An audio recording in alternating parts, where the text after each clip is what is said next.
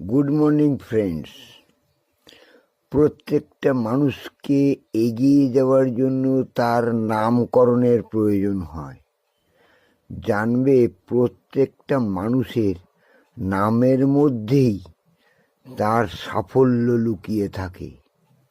নামের মধ্যে যে সাফল্য থাকে সেটা তোমরা অনেকেই বোঝো না, জানো না এবং শেখোওনি।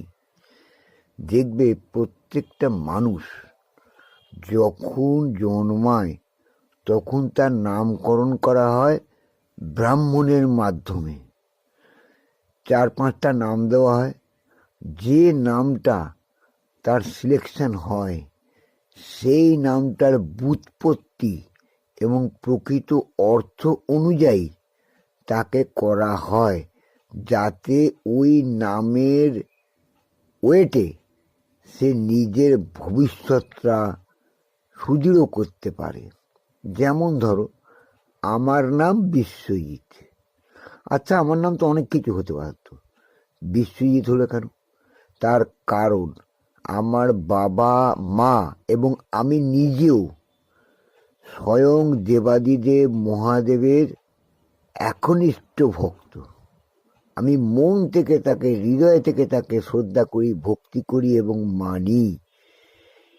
দেখবে মহাদেবের 108টা শতনামের মধ্যে বিশ্বজিৎ নামটাও আছে। যেহেতু আমার মা বাবা মহাদেবের পরম ভক্ত, তাই বাবা মা সম্মিলিতভাবে আমার বিশ্বজিৎ নামটা রেখেছিলেন এবং সেই নামটা সার্থক হয়েছে। আমি চেষ্টা করেছি এবং সাফল্য লাভ করেছি বিশ্বজিৎ নামের তাৎপর্য এবং সাফল্য লাভের জন্য। আমি আজ সফল, কারণ মহাদেব হচ্ছেন সংসারী কিন্তু সর্বত্যাগী, সর্বশক্তিমান এবং সার্বভৌম ক্ষমতা সম্পন্ন দেবাদিদেব। তাই তিনি সবার শ্রেষ্ঠ।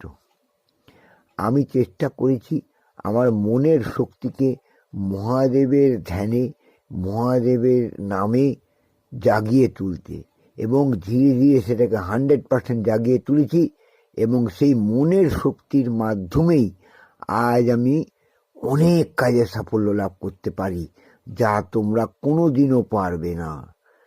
মনের শক্তি বড় শক্তি।